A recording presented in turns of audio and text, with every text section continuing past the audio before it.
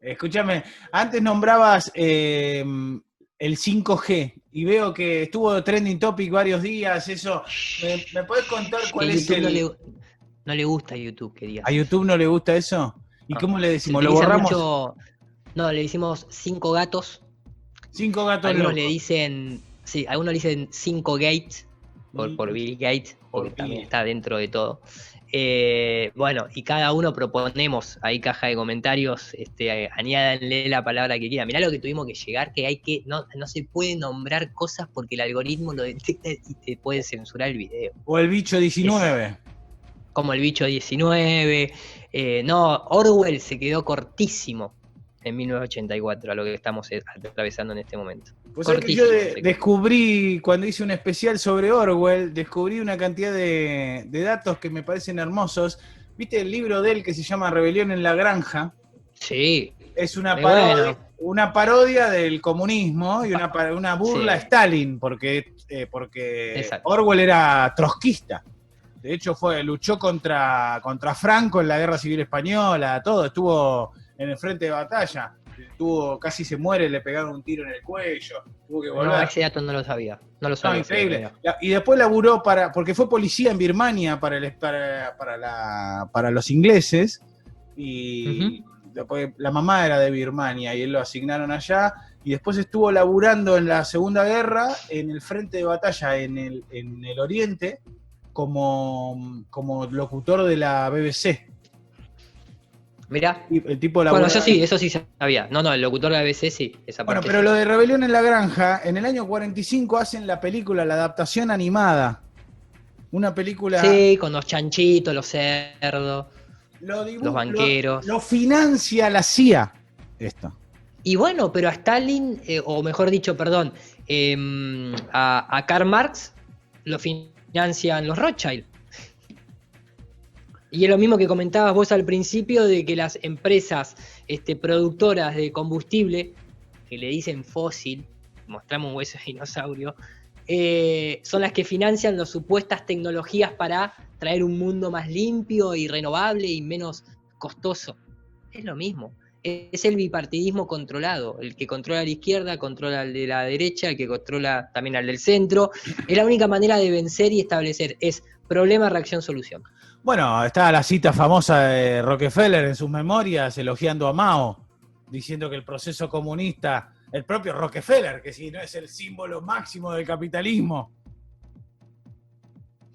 Mirá, yo acá te voy a pasar los dos videitos cortitos de Henry Kissinger, padre de las dictaduras latinoamericanas, entre tantas cosas, Del Plan Cóndor. diciendo el Que Plan hoy Cóndor acá en el Argentina. tipo es premio Nobel de la Paz, asignemos, Sí, sigue pongamos vivo, paréntesis. sigue vivo, sigue vivo. Estaba ahí en la cena de Donald Trump con Hillary Clinton y el cardenal de Nueva York, que trabaja con la orden jesuita, en esa cena de caridad. Estaba Henry Kissinger atrás, una locura total, no sé cómo hacen esos tipos. Bueno, anda a saber, capaz que el adenocromo tiene algo que ver.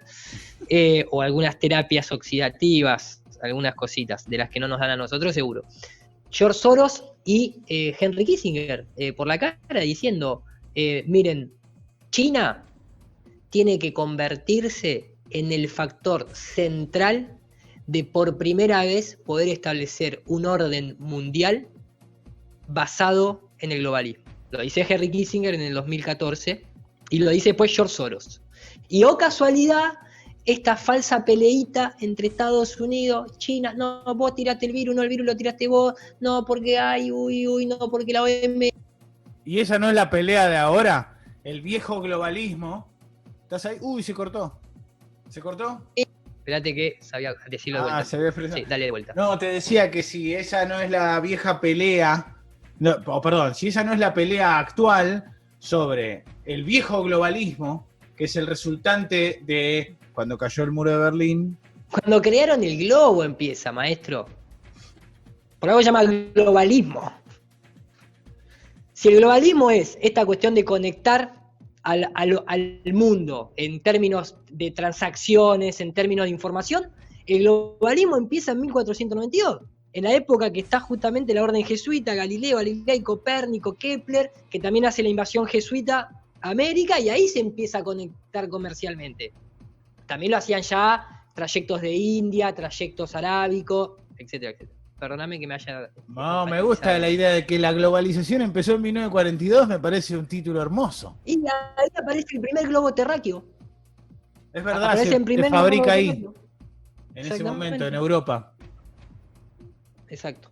Pero sí, esa historia es la misma que ahora, con el tinte, la vuelta, el twist de Donald Trump está contra el Deep State y esto y aquello y lo otro. No, él es el salvador. ¿Cuándo un yankee va a ser un salvador? O sea, es realmente... Yo vengo haciendo una serie de Donald Trump y Cambridge Analytica.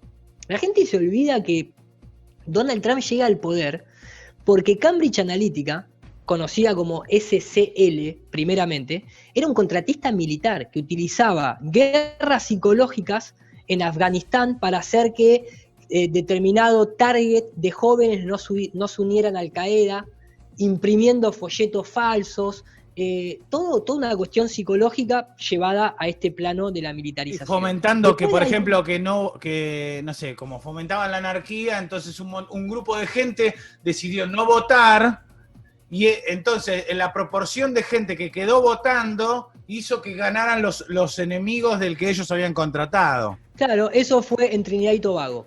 Sabían que los jóvenes indios iban sí o sí a obedecer las órdenes de sus padres por una cuestión cultural. Entonces crean un movimiento llamado Do So, hazlo, con los brazos cruzados, tipo Skull and Bones, de color negro, en las que proponían no ir a votar como un acto de revolución. Entonces los tipos de Cambridge Analytica habían estudiado este factor cultural, entonces agarran, crean una campaña, la distribuyen en internet, en donde los jóvenes tenían que salir, incluso ser, los jóvenes son pajeros, básicamente, entonces la campaña tenía que ser reactiva. Entonces tenías que hacer que los jóvenes salgan a hacer cosas, a bailar, a imprimir banners, a hacer grafitis en las paredes, que los suban a sus redes sociales, y ponían a un líder tribal, que era en este caso como un Pablo Iglesias, ¿entendés? Como cualquier político. Y cuando llega el momento de la elección, ellos sabían que los hijos de los indios iban a ir a votar y ganaron por un 6%, que era lo que se necesitaba. Después eso, en el propio documental de Netflix de Nada es Privado, ni bien terminan de dar esa explicación, dicen, este método aplicado en varios países del tercer mundo nos dio la puerta de entrada para aplicarlo al Brexit, con Inglaterra saliendo del euro, y a Donald Trump, que por algo sí, decían... saltó en su momento, cuando saltó lo de Facebook, claro. está en el documental, de hecho en el juicio mismo lo agarran a uno de ellos y tiene que decir con quiénes trabajó, y cuentan como la lista de clientes, por ponerlo de alguna manera, y nombran el de Trinidad y Tobago y también varios de Sudamérica, entre ellos Argentina. Exactamente, porque justamente, aparte Obama había utilizado el Yes You Can de campaña, que si lo tenía Angelos en su momento, si se puede. Sí, puede, y en España es Podemos, pero vos sabés lo que pasa cuando pones Yes You Can al revés. A ver. Ahora lo ponemos acá, a ver.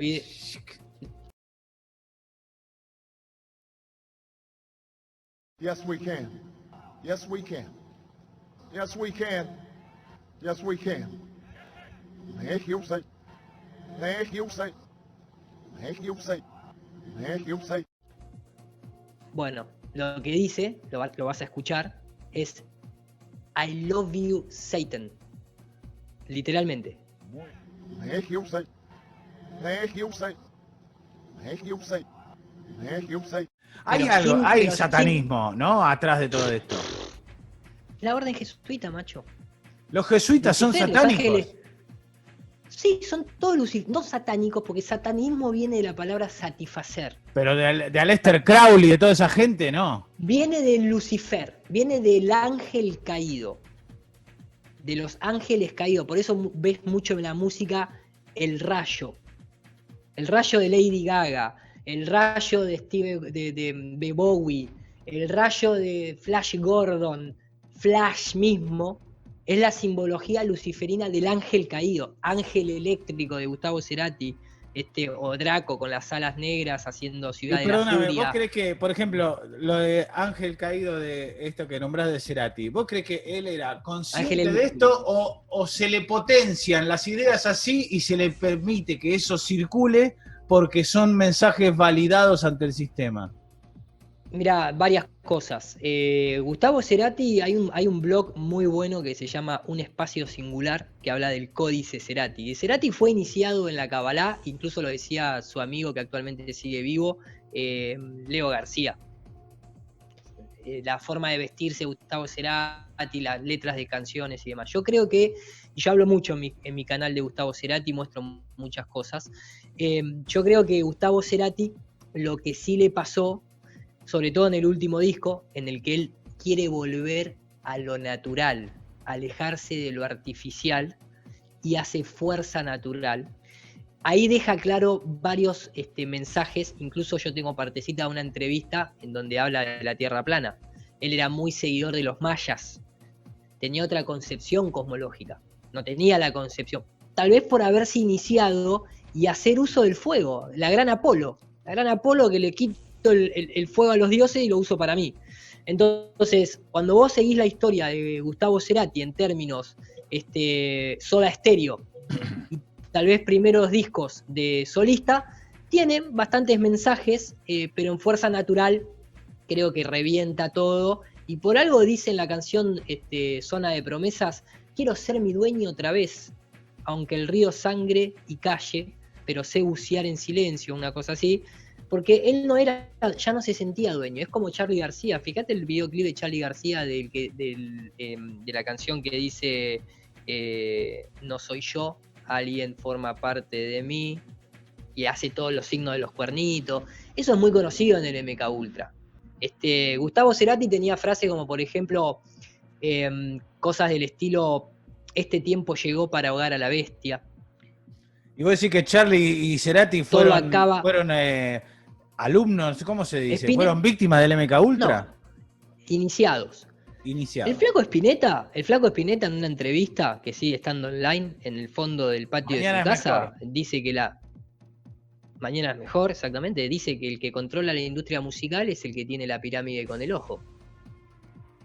Y habla de muchas cosas ocultas. Sumo, yo tengo acá la foto donde está ahí Petinato, que se lo ve vestido con el ojo de Horus y ese tipo de cosas.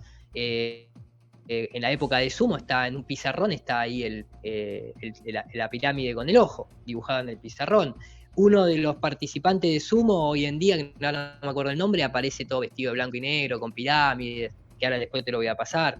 Pero ya te digo, Gustavo Cerati te tiraba, este tiempo llegó para ahora la bestia, pero todo acaba bloqueado entre tanta histeria, porque muchas veces esta clase de mensaje que nosotros estamos tratando de dar y que nos podemos tomar las atribuciones de hacerlo un poquito con humor, vos sos un tipo muy abierto, me dejás reírme de cosas como la NASA, tal vez haya gente que haya cambiado el video a los 10 minutos porque se piensa que le estoy faltando el respeto a Newton y a Einstein, independientemente que lo podemos discutir con sus teorías de curvar el tiempo y el espacio. Hay que curvar el amor para que se atraigan los planetas. Quiero decir, la idea es... Igual nos podríamos sentar con Newton y con Einstein a tomarnos unos mates, seguro. Newton te va a decir, obviamente, que él no creó la teoría de la gravedad como una fuerza, sino que es algo que planteó y que se le ocurrió, pero que jamás lo pudo demostrar en su época. Después tuvo que venir Cavendish y demás. Y Albert Einstein, más allá de un montón de frases de que la idiotez humana es infinita, el cosmos lo pongo en duda, la imaginación es mejor que la teoría, es mejor que los hechos prácticos y demás, dicho de otra forma, yo le diría, escúchame Alberto, en tu teoría, ya que la gravedad nunca se pudo demostrar que es una fuerza, y tu propio colega, si se puede llamar así, Newton, en sus cartas en Cambridge, de puño y letra, dice que cualquier persona inteligente no podría creer que solamente dos cuerpos, por tener masa a distancia, sin ningún agente intermediario, se atrayeran. De hecho, jamás nadie lo demostró. Vos te veniste a inventar esta, que valga la aclaración, Albert Einstein era financiado por la familia Warburg, y está la noticia que dice que la teoría de la relatividad es más de J.P. Morgan que de Albert Einstein.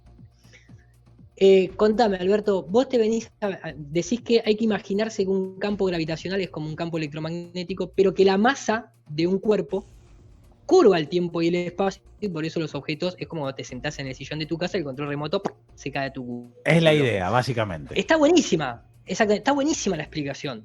Pero ¿cómo curvo el tiempo y el espacio si no tienen geometría? Vos me tenés que mostrar que existe el tiempo primero, que es un concepto humano basado en el movimiento. Me tenés que mostrar una partícula de tiempo, porque si no, ¿qué vas a curvar, Alberto? O sea, ¿qué tiempo curvás? ¿El tiempo sideral, el astral, el solar, el lunar? ¿El tiempo que podemos establecer cuando yo le giro alrededor a la mesa? Porque el tiempo es movimiento. Lo que pasa es que hay 3 relojes que parecieran estar creados por una mano muy inteligente. No solo es movimiento, perdón, pero el tiempo es sucesión. Y hay, por ejemplo, cuando cambia de un estado de calor a frío, eso no sucede sin tiempo. Es el estado de... Bueno, pero hay movimiento molecular. ¿Por qué? ¿Qué es el calor y qué es el frío? Claro, sí, Son vibración. Pero y la vibración es movimiento. De hecho, el cero absoluto Kelvin, jamás menos 200, menos 270, ¿cuánto es? Exactamente. Menos 464 Fahrenheit, menos 272 Celsius, jamás se pudo llegar. Es movimiento. Pero puntualmente nuestro reloj está basado, por eso el reloj tiene una agujita que se mueve como se mueve el sol arriba nuestro, en un plano. El sol, perdóname, el reloj es un instrumento de medición que no detecta el tiempo, como hace el barómetro que detecta, por eso. Que detecta la presión del aire, de la atmósfera, el barómetro. El reloj detecta el movimiento, no detecta tampoco. Se coordina, se sincroniza con el movimiento del sol arriba nuestro, porque el que se mueve es el sol. El mapa de Gleason es justamente un mapa solar, basado en el recorrido del sol. Si nuestros relojes de pulsera, en lugar de tener 12 horas, tuvieran 24 horas, como es el mapa de Gleason, vos empezarías a pensar un poquito más en la posibilidad de que lo que se esté moviendo es el sol. El reloj, uno de los relojes más caros del mundo, que sale $380.000, los Bovet, está hecho en base a un mapa de Gleason y a una Tierra estacionaria. Lo vamos a ver en pantalla. ¿Un disco de 24 horas tiene? Sí, no con esa orientalidad verticalista que vos le pusiste. Es horizontalista el movimiento. O sea, no es así 24 horas. Es así las 24 horas. En un plano. Como el reloj de pared de tu casa o el reloj de pulsera de aguja. Sigue el movimiento del sol. Entonces el tiempo, vos tenés el calendario gregoriano creado por los jesuitas, que es el calendario solar. Cerati seguía mucho el calendario solar, pero el de los mayas, y el lunar también, y el sideral, o como le dicen los judíos, el Nisan, que es el de las estrellas. Entonces, esos 3 relojes jamás se alteraron en toda la historia de la humanidad. Por eso están basados en eso. Los griegos basaban el pago de impuestos en el calendario lunar. Muchas cosechas se basan en el calendario lunar. El mecanismo de Antiquitera, adjudicado a Arquímedes, el padre de la, entre comillas, teoría, explicación de la densidad. Si soy más pesado que el medio en el que me encuentro, me voy para abajo, o hago descarga a tierra, y si soy más liviano como un globo aerostático, me voy para arriba, porque el aire es muy, muy livianito, o mejor dicho, es poco denso en relación a los objetos que nos rodean. Por eso la gravedad no tiene nada que hacer acá como una fuerza. Se explica todo con electricidad, magnetismo, son las distintas caras de una misma moneda, en una propiedad llamada densidad. No necesitas ni curvar el tiempo y el espacio, ni una fuerza que jamás se detectó que atraiga todo a qué centro. Si nunca se demostró la curvatura en el horizonte siquiera. Entonces, Gustavo Cerati te tiraba, por ejemplo, ¿no? Más allá del horizonte, la llanura nos espera. Por mi cabeza ya pidieron recompensa. Esta esfera no gira más. Mira otro planeta y se va hacia el cielo sin decírmelo. Y en esa misma canción, toda la letra de esa canción es tremendo, pero hace alusión a esta esfera no gira más. En una parte dice incluso, ya dieron la vuelta al mundo. Esta esfera no gira más y ya dieron la vuelta al mundo. solo les queda ese avión. Que es un poco siempre el argumento a los terraplanistas, es explícame el vuelo de Santiago de Chile a Australia. Claro. Solo les queda ese avión. Esta esfera no gira más. Tal vez lo más suicida sea decirte la verdad. Si algo callé es porque entendí todo, menos la distancia. Tal vez sea la de la Tierra al Sol. Quien cuestiona sus creencias consigue su libertad. Una frase muy potente. Desordené átomos tuyos para hacerte aparecer. Un poquito de física cuántica. Arriba el sol, abajo el reflejo. Porque el agua es plana, maestro, básicamente. En una esfera se corta. Separarse de la especie no es soberbia, es amor. Poder decir adiós es crecer. Yo le dije adiós hace 5 años a la esfera y la verdad que en lo personal he crecido muchísimo y en lo espiritual más. Volver otra vez al centro, dejar de creer que soy una mota de polvo, ahí viajando en un modelo inventado por un jesuita de miles de millones de galaxias sin mostrarme una puta imagen con estrella en el 2020, es decir adiós. Hay que hacer un funeral, como dice Guillermo Wood, hay que hacer un luto a la esfera, porque nos la programaron desde chiquito. Es un Truman Show. Y vos decís que esta teoría de la Tierra esfera u otras teorías donde somos esa mota de polvo en el espacio... Es la única la Tierra esférica. No hay otra. Están otra teoría. O mismo el Big Bang, o la teoría de la relatividad, o la de la evolución. Van todas de la mano. Por eso la pregunta iba, si van todas esas de la mano, quiere decir que están diseñadas para alejar al humano de su esencia. Totalmente. La teoría de la evolución malthusiana, promovida por la UNESCO a través de la familia Huxley, que eran malthusianos, que estaban codo a codo con Malthus. Bueno, el abuelo de Aldous Huxley trabajaba con Darwin y era eugenicista. Por eso te digo, exactamente. Aparte está en la cara de todos nosotros, está en Wikipedia, está eso. Entonces, el darwinismo social de Malthus se transfiere a un darwinismo biológico jamás demostrado. Ni siquiera, Darwin ni siquiera era científico, era hijo de un médico, pero era un anglicano religioso que iba puerta por puerta. Pero la idea que se le ocurrió es muy buena idea, lo que dedujo. No sé, a alguien se le ocurrió. Bueno, y Malthus, no se le ocurre a eso. Es la Royal Society de Londres, que, oh casualidad, en 1600, ellos mismos te lo dicen, 1603 se crea la Universidad Vaticana. Y 50 años después, el Vaticano ayuda a crear la Royal Society de Londres, y 20 años después crean la Academia Francesa, de donde vienen todos los masones y todos los jesuitas, donde vienen todos esos eugenistas, que a la fecha de hoy se sigue teniendo problemas en Estados Unidos porque no respetan el color de nadie.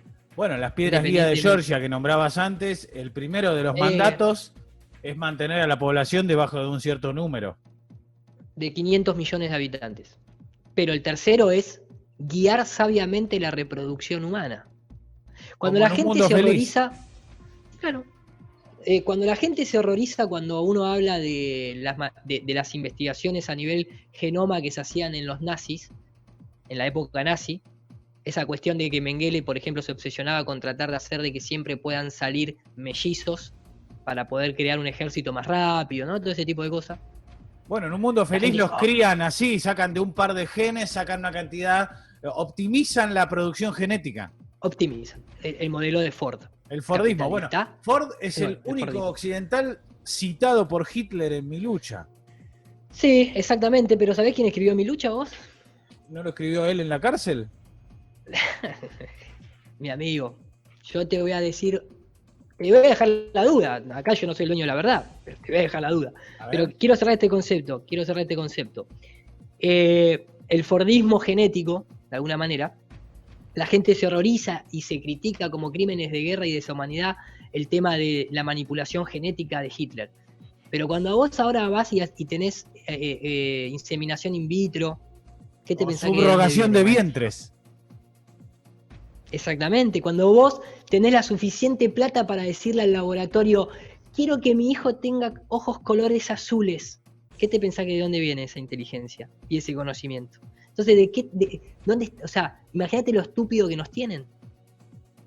Que en la cara nos hacen las cosas La teoría de la evolución, si no existe el espacio exterior esférico, no se puede aplicar porque me tenés que explicar cómo desaparecieron los dinosaurios.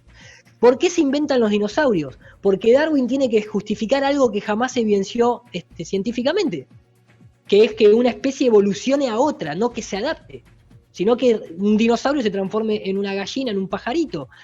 El padre tiempo lo soluciona. 65 millones de años. Se van, son hijos de hijos. Hay una transformación, tendría que haber una transformación. Pero te voy a decir algo que seguramente no lo sabés, y la gente que nos está escuchando tampoco lo sabe. La primera persona que inventa en la historia de los círculos de las cosechas es también la primera persona que dibuja el primer concepto de un dinosaurio basado en un hueso de jirafa. Te voy a dar una pista. Pertenece a la Royal Academy de Londres y fue el sucesor de Elias Ashmole, quien es considerado hoy por la masonería como el padre de los ritos modernos de la masonería. ¿Quién es? Tic-tac, tic-tac, tic-tac, tic-tac. Robert Plot, 1640 y pico. Entonces yo lo que te pregunto es, ¿cómo un tipo en el 1640 y pico, cuando todavía no estaban ni Malthus ni Darwin, creó un velociraptor y creó la historia de los círculos de la cosecha, y era masón? Y 200 años después, convenientemente, Darwin dice en su propio libro de la teoría de las especies, en el capítulo 6, dice: mi teoría es totalmente falaz si no se encuentran restos de huesos de miles de millones de años. Pero no se encontraron, Iru, los huesos de miles de millones de años. Bueno, miles no, en realidad millones. Millones, pero, cientos de millones. Por ejemplo, millones. no sé, por decir, ¿había hueso en la época de Egipto? Los romanos, cuando levantaron el Coliseo, ¿encontraron algún hueso? ¿En qué país se encontraron y a partir de qué momento en el tiempo?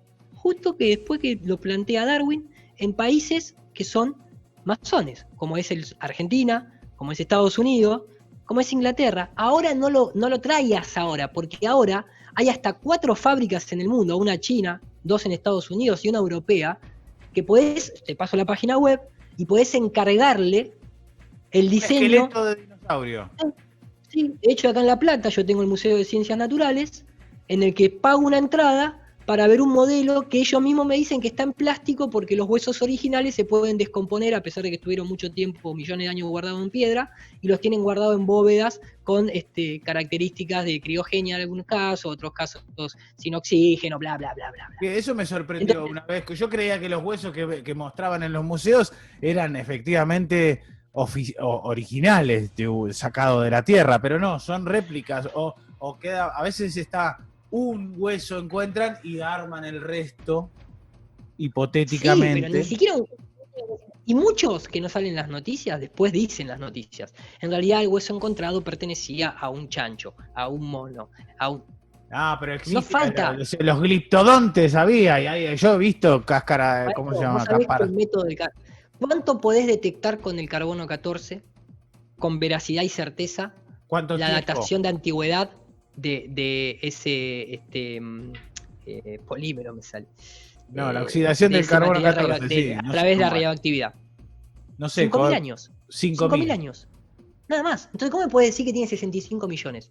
La mayoría de la datación histórica de un montón de cosas no se hace por el carbono, se hace por el entorno que tiene alrededor el objeto encontrado, asumiendo una historia que nos contaron los que hoy mismo nos dominan. O sea, si hay capas de sedimentos y ese tipo de cosas. Asumiendo un montón de cosas, y en algunos casos cuando encontrás jarros, cuchillos, etcétera, etcétera, se plantea una situación, una historia alrededor que, bueno, está establecido que la edad de cobre fue esta. Está establecido que Funesco te cuenta y te dice, ojo, que nosotros nos metieron de más 1000 años de la historia. Fíjate que lo que nosotros pensamos que es 1800, la primera letra es una letra I, que la letra I representaba la letra J, que escribían los jesuitas en los monasterios, que representaba a Jesús. Pero el año 1800 no es 1800, es 800. Bueno, es un tema largo, pero déjame volver a esto. Sin Darwin, mejor dicho, para Darwin necesitas a los dinosaurios. Pero sin meteorito, que mató a los dinosaurios, No puedes tener la actualidad que nosotros tenemos. Pero para tener ese meteorito, el espacio tiene que ser exterior, esférico el planeta y un universo que menos mal que cae uno cada 65 millones de años. Y no, lo que pasa Entonces, es que tenemos a Júpiter y a Saturno que se los aguantan allá en el borde, se supone. Qué mala leche los dinosaurios. Entonces, es un mito. Todo esto es un mito. La historia es una mentira. La frase es, mirá, si hoy en día las noticias son falsas, imagínate la historia, maestro. Ah, me encanta. Pero es así, ¿me entendés? El padre jesuita, Steenflep, lo van a ver los espectadores, lo van a ver en pantalla. Steenflep, así se escribe, fue el que escribió Mein Kampf. No fue Adolf Hitler. O sea, tuvo un ghostwriter. Exactamente. ¿Este tipo quién Igual es? ¿Qué hacía? Jesuita. Manipulaba la historia, limpiaba, barría terreno. Bueno, para ¿y no él se ser basó en traqueado el por diario el que escribió Henry Ford? Porque Sí, pero Henry Ford, a Henry Ford le hicieron escribió un libro. corregir, que era contra los judíos. Claro, porque él era un antisemita y cuando quería despotricar, se compró un diario para poder despotricar Claro. tranquilamente y ya hacía su columna y después eso se compiló en un libro que se llamó El problema del judío internacional o algo así, que es el libro que supuestamente Hitler leía en la cárcel y en el del cual sacó bastante data para hacer su propio... Bueno, ahora sería este chabón del que vos hablás. Mirá, no solamente eso, yo te voy a compartir, porque no aguanto más, te tengo que compartir pantalla.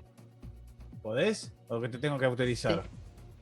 No, quise compartir, pero no, me dice host disabled attendance, es como que vos deshabilitaste la opción de que yo pueda compartir pantalla. A ver ahí, todos.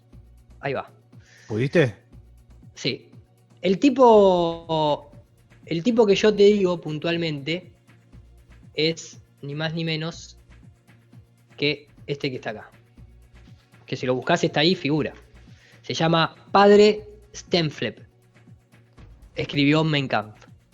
Este tipo. Jesuita. Pero además, en algunos libros figura también algo que incluso hoy mismo dice el principal asesor de campaña de Donald Trump que trabajó en Goldman Sachs, Steve Bannon, el que era el vicepresidente de Cambridge Analytica. Trabajar en Goldman Sachs es como haber estado en la orden jesuita, quien fue la orden que me salvó de las penurias que me trajo la juventud, ¿no? Hablando de drogas y eso.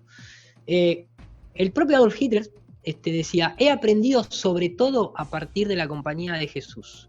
Hasta el momento no ha habido nada más imponente en la tierra que la organización jerárquica de la Iglesia Católica, porque era una organización militar y científica. Una buena parte de esa organización que han transportado directamente a mi propio partido. La Iglesia Católica debe ser presentada como un ejemplo. Te contaré un secreto. Estoy por fundar una orden. En Himmler veo a nuestro Ignacio de Loyola. Edmond París, a Robert Sonter, El Vaticano contra Europa, Londres, Macmillan, 1961, página 252 a la página 256. Y lo que te comentaba del propio asesor de Donald Trump, déjame que te lo certifico ahora mismo acá. Me encanta todo tu archivo. Tengo todo mi archivo, exactamente. Espérate que voy para atrás. Y acá vamos a poner Bannon. Steve Bannon, quien también es un ex ejecutivo de Goldman Sachs, será el principal asesor del presidente Trump. Se lo conoce como el Rasputín de Trump. Rasputín fue el jesuita infiltrado en las familias de los zares rusos, que los traicionó. A pesar del abrazo de Bannon del nacionalismo económico en una entrevista reciente con The Hollywood Reporter, Bannon estaba cantando las alabanzas de Goldman Sachs tan recientemente como en el 2012 y decía: Goldman Sachs representa la excelencia y la meritocracia. No importa de dónde vinieras, no importa qué escuela fuese, cuál era tu religión o cuál era tu etnia. Solo importaba lo duro que trabajaba, lo inteligente que era y lo bueno que era un banquero para sus clientes. Era realmente como unirse a los jesuitas.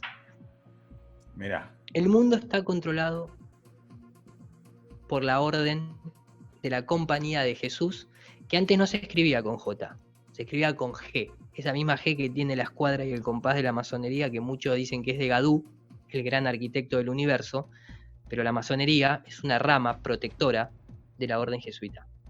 como los Illuminati, son nombres para que vos no llegues al ojo. Es una orden militar proveniente de los templarios y la orden científica académica de la Iglesia Católica, y siempre lo han sido así. Se han metido ahí a pelea, no fueron aceptados. Es más, los jesuitas fueron hasta echados de Argentina cuando coaptaron de los guaraníes paraguayos la cosecha de la yerba mate. La yerba mate, por eso Cruz de Malta, Rosa Cruz, está en la propia Wikipedia, se conoce como té paraguanensis o yerba de los jesuitas. Y se utilizaba, la yerba mate limpia metales pesados, y se utilizó en la campaña para derrocar a los españoles en el norte del país. Se cortó para que no pudieran trabajar los esclavos en las minerías, que se les obligaba a tomar mate. Existían unas pavas gigantes, las paveras, eran las mujeres que les servían obligadamente una cierta cantidad de mate por día a los esclavos que entraban a las minas. Y lo primero que hace Inglaterra, por orden jesuita, es cortar la provisión de yerba mate en el norte del continente para que no pudieran producir la cantidad de metal que necesitaban producir y otras cosas más. ¿Y el Santo Grial que dicen que estaba en Argentina, tiene algo que ver con esto o no?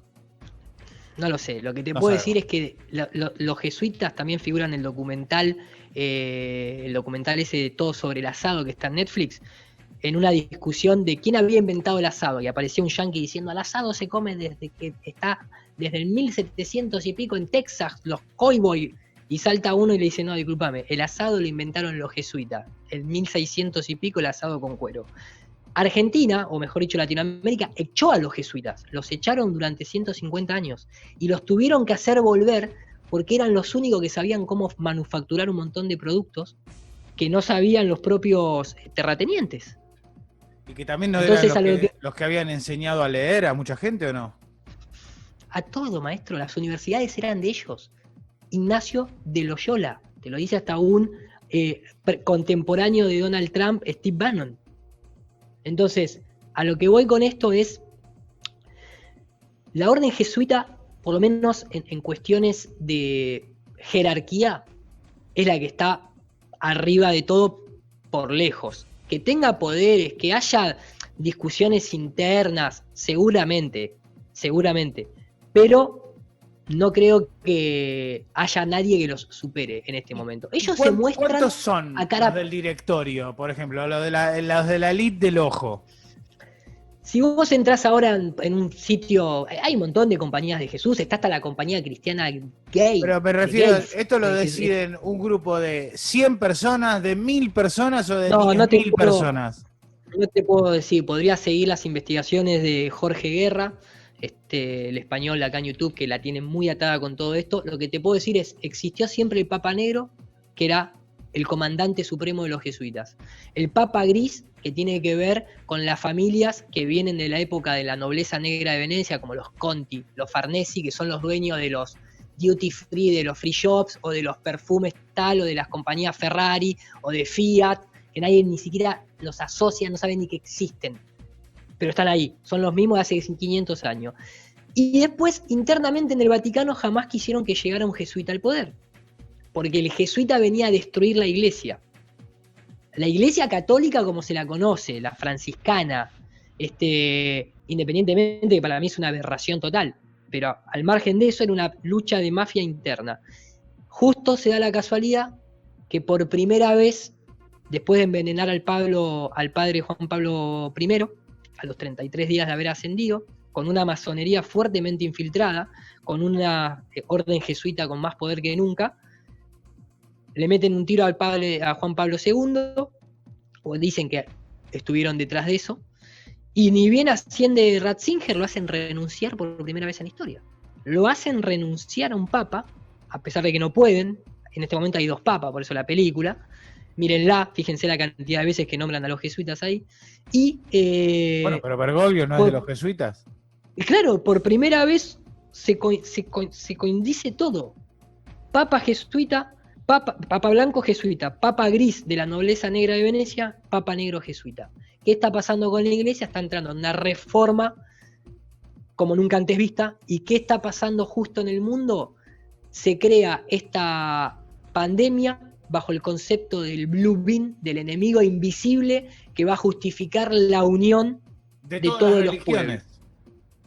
religiones. No, sí, el Blue Beam Project, NASA Blue Beam Project, que habla si bien de una invasión extraterrestre, también se lo puede articular a esto que está pasando. Es para problema simular la llegada de un nuevo Mesías. de un nuevo Mesías, de una nueva moneda, única moneda, de una nueva y única política, de una nueva y única tribunal de corte suprema. Bueno, así como hicieron un en un solo momento ejército. cuando el emperador Constantino en el año 300 adoptó a Jesucristo como el salvador del imperio y adoptó En el Concilio de Nicea. el cristianismo Después se crea el Concilio de Nicea. como religión oficial del imperio. Uh-huh. Y en ese momento se dijo, bueno, acá estamos creyendo en demasiados dioses. A ver si empezamos a creer en uno solo. Que se me hace un quilombo para administrar. Y entonces me parece que eso mismo está pasando de vuelta. Todo se recicla, se fractaliza y es el buroro que es la cola de la serpiente mordiéndosela a sí mismo. Todo se vuelve al uno. Gustavo Cerati decía, tal vez cuando seamos uno nos vengan a buscar. Mareas altas llegarán. El uno. ¿Dónde está la pirámide con un ojo? ¿En qué billete? ¿En el de 100? ¿En el de 50? En el de Washington, en el de 1. En el de 1. ¿Cómo se llama la ONU en inglés? De UN. De un. ¿Y cómo se llama one? Acá tengo, mirá. Vamos a ponerlo. Lo más lindo es... Sí, ahí está. Lo más lindo es el búho que tiene del otro lado, al lado del número 1. Sí, el pequeño hermoso. búho. Pero es chiquitito. De Skull and Bones, de la Bohemian Group. Y bueno, pero si la gente no se pregunta por qué hacen después esas lo cosas, buscamos. Sí, Bohemian Group, Skull and Bones, es todo... Es ¡Tengo muy un fuerte, dólar! es muy ¡Tengo grande. un dólar! Es mucha información. Estuvimos salpicando, es una ensalada rusa hermosa. A mí me encantan este tipo de charlas, sobre todo con gente que está en el palo. Me encanta tener esta clase de directo. Yo hago de estas cosas en mi canal, pero bueno, mostrando todo, porque la gente si no desconfía, más a un terraplanista. Pero después de tanta conspiración, o mejor dicho, de operaciones, de manejo psicológico, de vendetas, ¿vos te pensás que te van a decir la verdad en el arma más fundamental para disminuir toda tu grandeza, que es hacerte sentir una mota de polvo? Ni en pedo. Menos mal que nos estamos dando cuenta ahora, desde mi lado lo digo, no lo digo del lado de los demás. Yo era fanático de Star Wars, soy director de efectos especiales, me encantaba Volver al Futuro, me encantó Star Trek, lo sigo mirando como miro una película de ciencia ficción.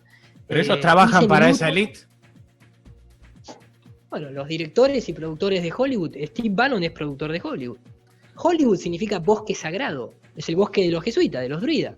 La varillita la varilla mágica que agitás de Harry Potter. Fíjate vos me decías que el imperio de Constantinopla, Cristo y demás. ¿Vos sabés quién es Baal? ¿Baal? ¿Un dios, no es? No. Es el dios de los judíos, de los cuernos, que se escribe como bola. Baal. Que sigue hoy en día rindiéndosele culto. ¿Cómo se llamaba Colón? Cristóbal.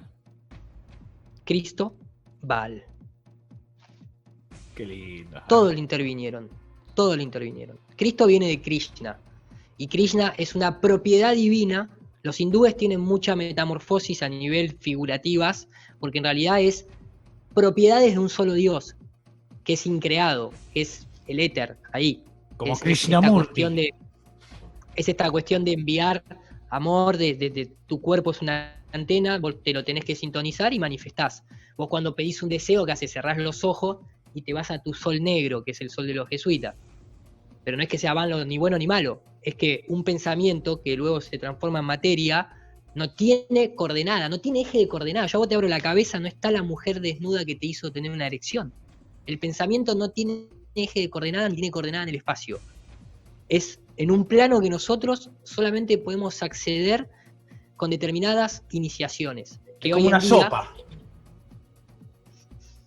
No es nada. Todos los conceptos que le podamos poner no son. Claro. No lo son.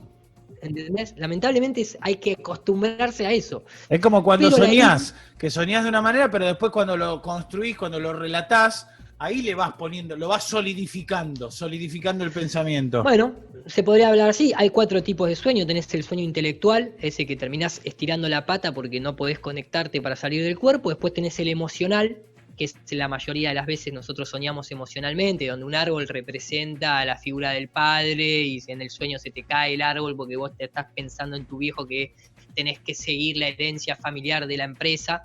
Pero después hay una serie de sueños que son muy atípicos, pero que se practican. Yo siempre recomiendo la página OV4U. Yo empecé con todo esto a los 21, 22 años cuando salí del cuerpo. Yo era totalmente ateo, o mejor dicho, creyente de Athos, el dios Sol. Creía que le dábamos la vuelta al sol y no había ninguna divinidad entre nosotros, hasta que me vi el cuerpo en la cama y se me llenó el culo de preguntas. Pero eras escéptico, decís. Totalmente escéptico y cuestionándome diariamente mi juventud, qué es la muerte, qué es la vida, para qué hago Bueno, esto. el escepticismo no guía un poco tu vida también ahora mismo, aunque tengas estas ciertas respuestas temporales. Pero ahora el escepticismo está linealizado, porque ahora el escéptico cree en el espacio exterior. El escéptico hoy en día es aquel que no cree en ninguna religión, creyendo que no cree en nada, y en realidad está creyendo en lo mismo que ellos quieren que vos creas, que es el sol. O sea, no sos ateo, maestro.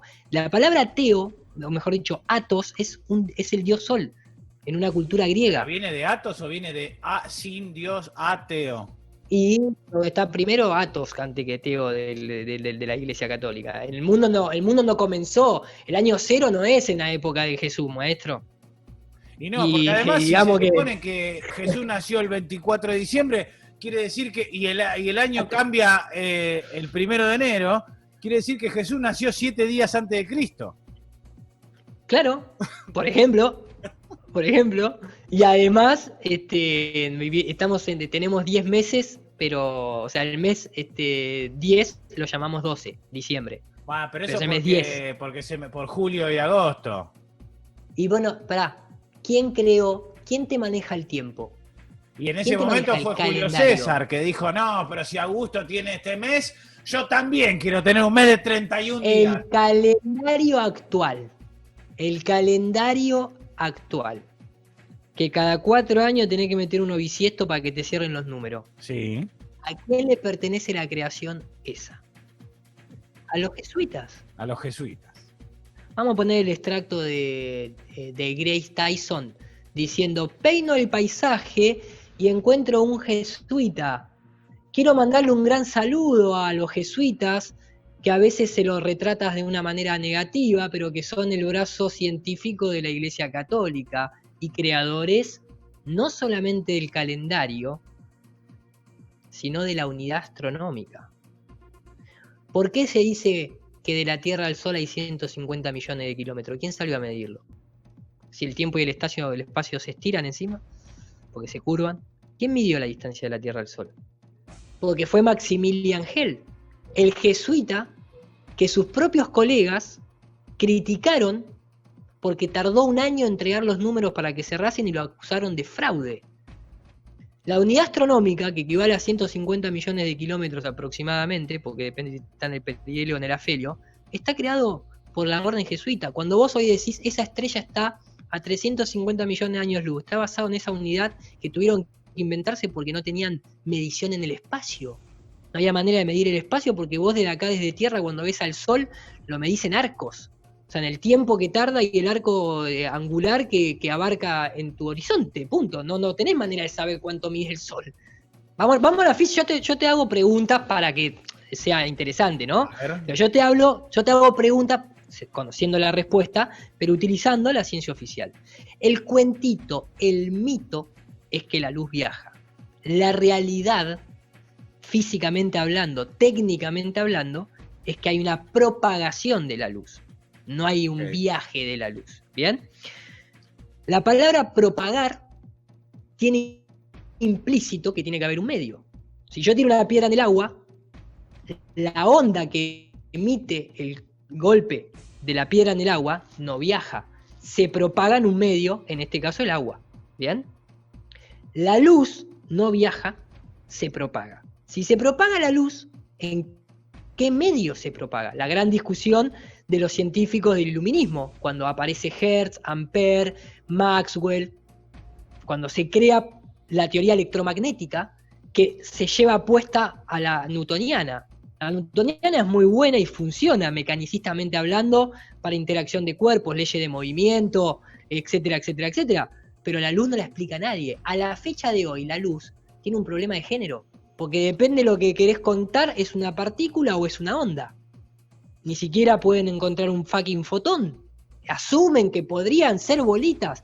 El experimento de la doble rendija, totalmente desbancado por la propia física cuántica, porque el observador altera el producto del experimento. Así que no tendrías que ver para ver que pasen como onda o como bolita. Es una locura total.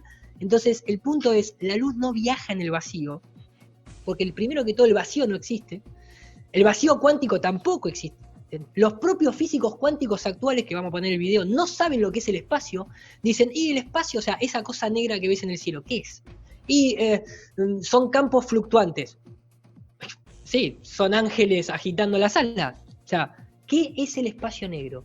¿Por dónde se propaga la luz? Siempre los experimentos que se han hecho acá con microondas o con ondas electromagnéticas nunca pueden alcanzar ese supuesto 300.000 kilómetros por segundo, porque no hay vacío donde hacer ese experimento. Mitos, creencias, modelos asumidos que están muy lejos de contarnos una realidad, que creemos en que la Curiosity está en Marte, pero no podés entender que el agua no se curva porque la mecánica de fluidos siempre te dice que el agua está plana, no importa qué escala y cuántas veces lo repliques en tu casa, en la pileta, en el océano, en el lago, en el mar, está plana, flaco. No hay manera de curvarla, pero crees que la luz puede ser un fotón, o puede ser una onda, o viaja, o se propaga.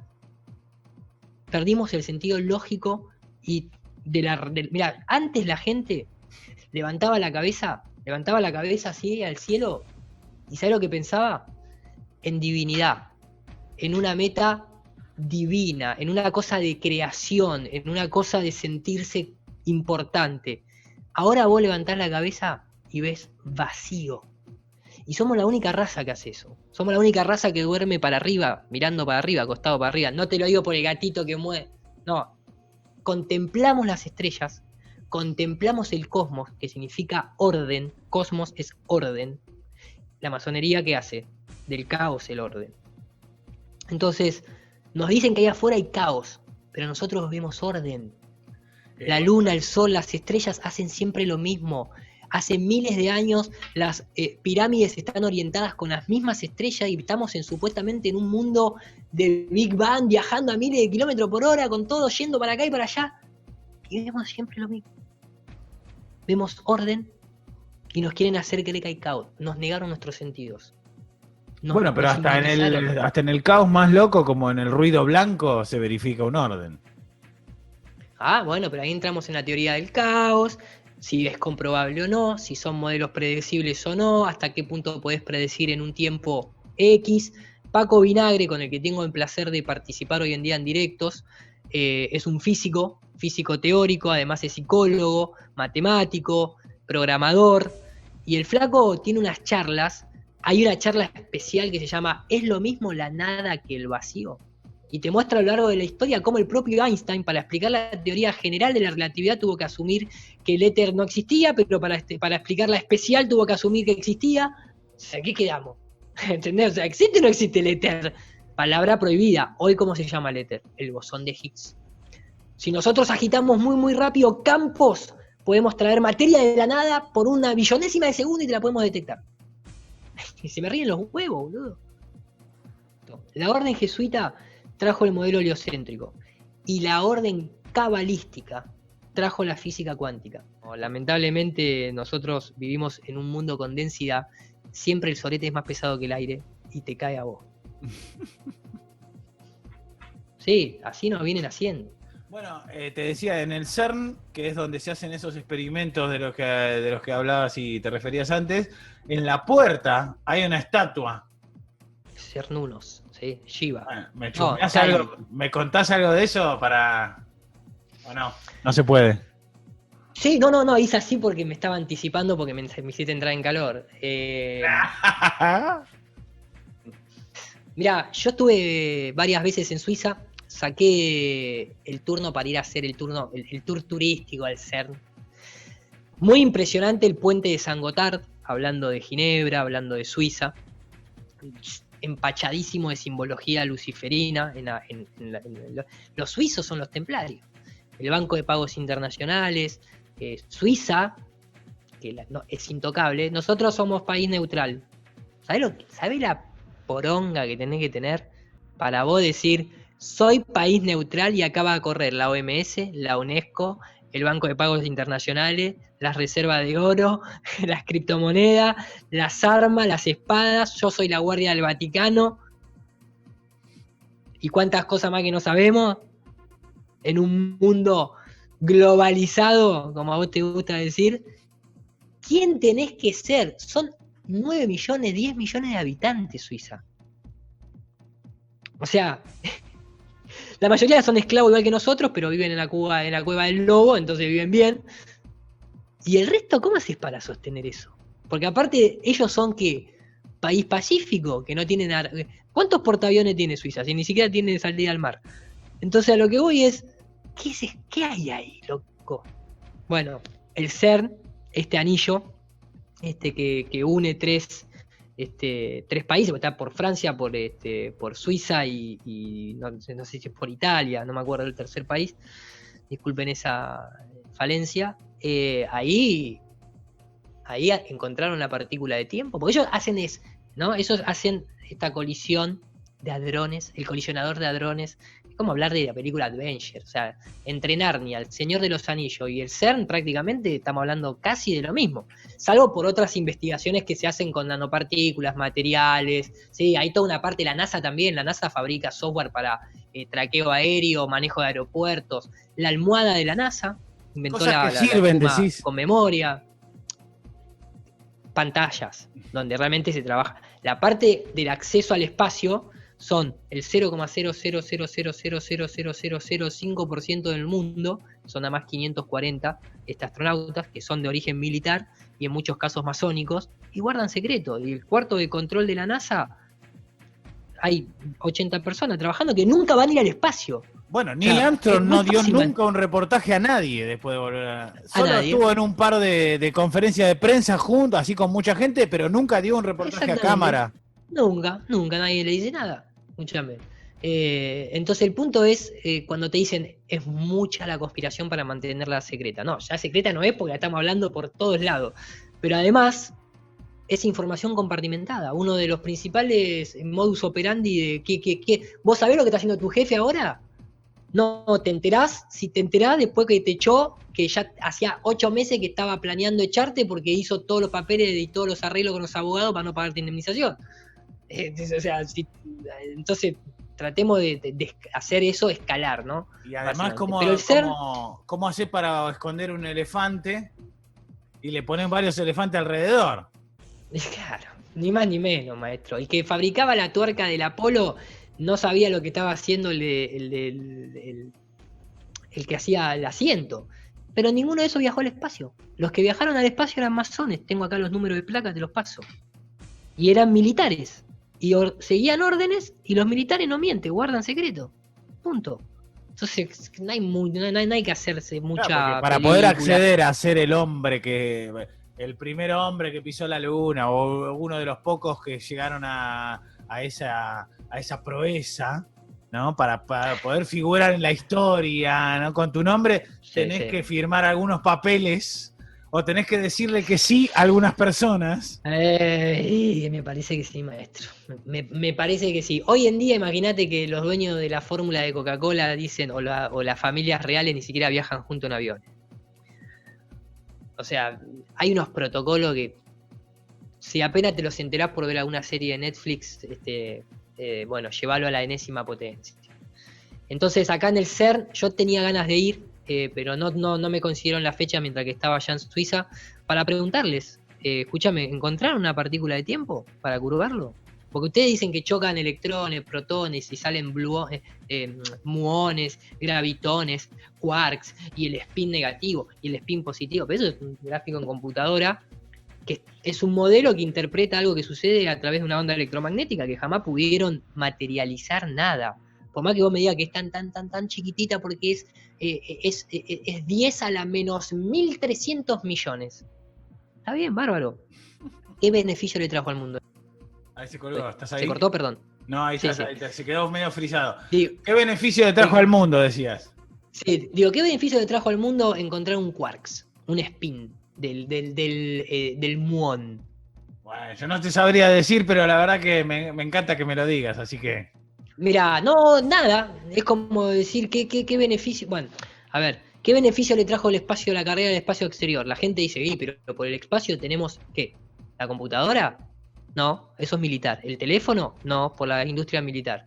¿El microondas? No, por los radares militares. Todo lo que nosotros tenemos de progreso en la sociedad, tecnológicamente hablando, no es por el espacio exterior, es por la industria militar, maestro. O sea, los autos, los aviones, los barcos, el microondas, los radares, las antenas, internet, fibra óptica, nada es por el espacio exterior. Esa es la película que te cuentan, pero viene por la industria militar. Entonces, por algo, las agencias espaciales están superditadas a las organizaciones militares. Bueno, Entonces, la carrera espacial estaba enmarcada en la Guerra Fría y en una carrera armamentística. Sí, el cohete B2 de Wernher von Braun, y todo lo que hablamos al principio. Entonces, lo que te digo es, el tema del CERN en sí tiene mucho simbolismo que te apunta directamente a estas elites. Sí, tienen máquinas impresionantes, podés hacer un tour.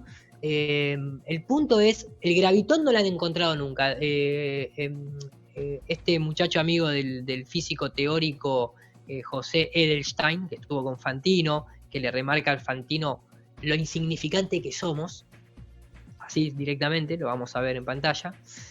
Está su amigo con el que escribió el libro Einstein para perplejos, el señor Ganderov, que a mí me gusta decirle Gandalf, pero bueno, es Ganderov, José, no me acuerdo el nombre, que dice, bueno, a nosotros los físicos teóricos, hoy por hoy lo que nos da trabajo es el gravitón, porque claro, si la gravedad es una fuerza y la física cuántica se encarga de cuantificar cosas, vos tenés que encontrar el gravitón, porque si no existe el gravitón, ¿cómo vas a una fuerza?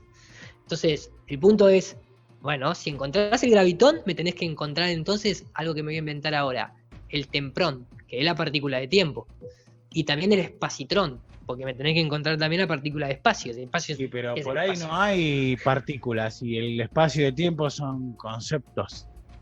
¿Y cómo los curvás entonces, maestro, para que un planeta traiga al otro?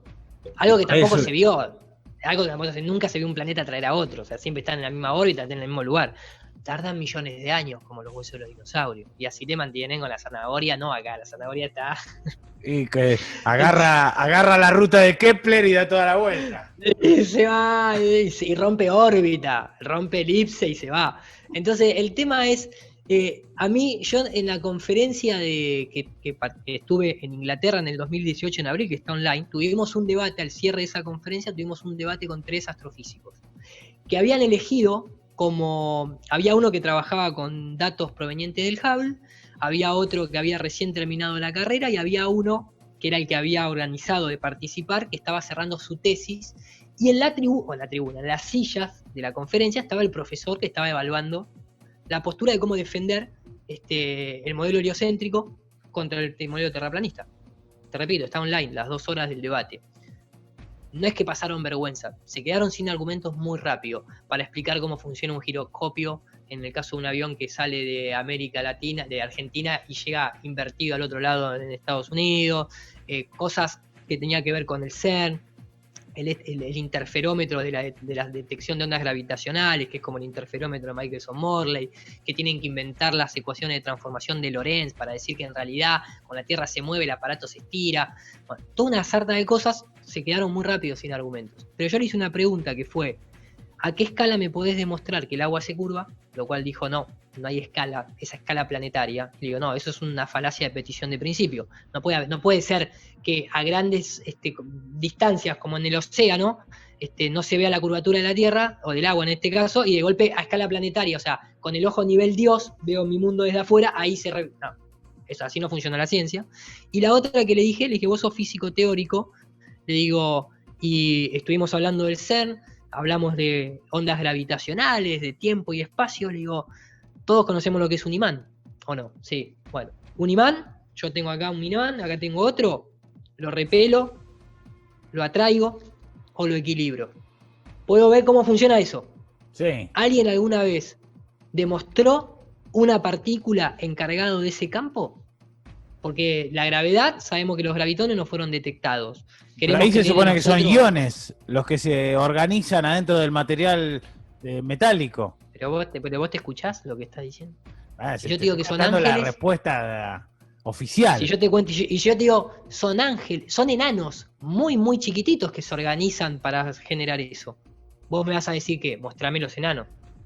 Ah, pero estos enanos son muy chiquititos. No todo lo que se muestra, por ejemplo, si se ve que eso, que una vez que le aplicas una corriente a un pedazo de metal, se organiza, o sea, sucede que empieza a tener magnetismo, hay una comprobación empírica Claro, que es mostrar, no importa si yo te digo enanos o iones. importa mucho. En el campo de la física cuántica vos tenés que justificar un modelo. Importa muchísimo, porque entonces el que mueve los planetas es un jesuita volando en el espacio. Richard Feynman,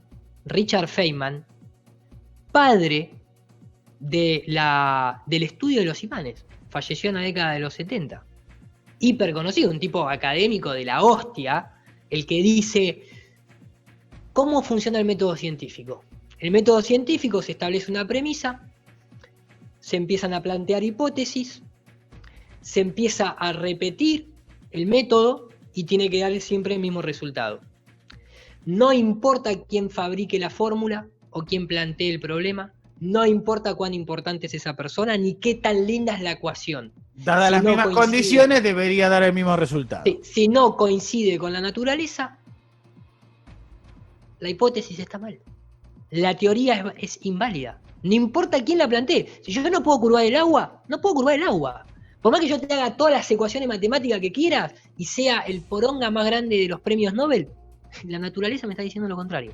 Pero te voy a cerrar con esto. A ver. Richard Feynman, en la entrevista que todavía está online, está a color, el periodista le dice, ¿cómo funciona un imán? ¿Cómo funciona? ¿Cómo hace esa magia? ¿Cómo hace la magia ese imán? O la electricidad misma. Y el tipo le dice, ¿sabes qué? Después de un montón de años, lo único que te puedo decir es que nadie sabe. Como nadie sabe lo que es la gravedad, dice Steve Jobs. Nadie sabe por qué este objeto se cae. Podemos describir. Incluso la descripción va a requerir un marco teórico en el cual yo te voy a contar y te voy a poner palabras, te las voy a asociar a dibujitos, pero vos tenés que estar de acuerdo conmigo en ese marco teórico. Si no, ni siquiera mi descripción de un fenómeno va a ser verídico para vos. Nadie sabe, porque nadie vio una partícula de un campo electromagnético jamás y nadie creo que la vea porque te puedo decir que no existe una cosa así. Entonces, el tema es que hay un modelo cientificista que necesita inventar cosas para sostener un modelo aún mayor que tiene que ver con lo que nosotros estamos haciendo acá en este mundo y va de la mano de toda esta gran charla que hemos tenido hasta el momento. Hay muchas más cosas por hablar, pero digamos que a mí la Tierra plana lo que me trajo es todo esto. Yo hace 5 años atrás no sabía ni quién era Christian Huygens, no sabía ni quién era Maximilian Hell, no sabía ni quién era Faraday. Sí, había escuchado hablar de Einstein, la teoría de relatividad, me había visto un montón de documentales de Grace Tyson, Carl Sagan, pero nunca me había enterado de la contraparte, de sus contemporáneos, de sus numeritos arreglados, de los muertos en el placar que tienen los modelos científicos.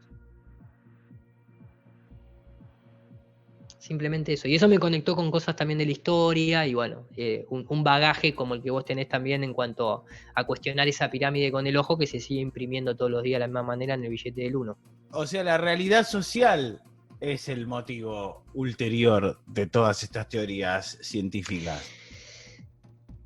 Vamos a traer esa frase de la renga, ser socio de esta sociedad te puede matar. Yo no quiero ser socio de nada, pero de esta gran comunidad que es este plano de existencia en el cual pareciera que nuestro organismo biológico es uno de los más aptos para recibir este tipo de conciencia y creo que tenemos que dejar de ser cómplices, independientemente si creemos que podemos o no cambiar las cosas, no se puede seguir siendo cómplice de una sociedad así enferma dirigida por un par de psicópatas. No se puede. Gracias, Iru. La verdad que estuviste muy bien, muy generoso en esta charla.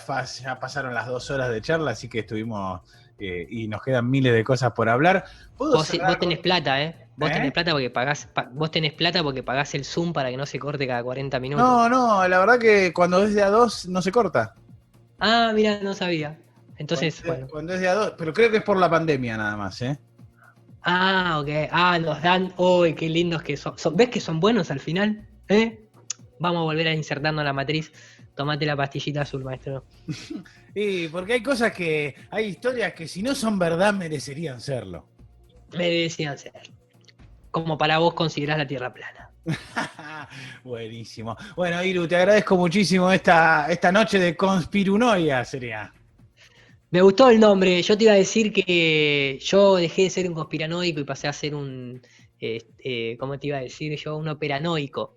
Porque en realidad son Mirá. operaciones. Pero bueno, en este caso acepto por ese título tan creativo, no te quiero deprimir, maestro, menos en No, situación de estamos acá cuarentena. para jugar y para reírnos un poco y a la vez usar el humor para poder decir estas cosas que por ahí si las decís con un tono solemne o serio, genera un rechazo que con humor, te entró. Puede entrar, también espero que la gente no le haya tomado esto como una sobrada de mis gestos y mis articulaciones de palabras. Soy así, vos me conocés, cuando estoy en confianza me gusta charlar así medio y de alguna manera de lo laxo que se puede dar en este tipo de charla para que se haga un poquito más llevadero, ¿no? Son temas, en realidad si uno los toma de la manera que voy a decir, son temas pesados que vas a pedir la pastilla azul de verdad después.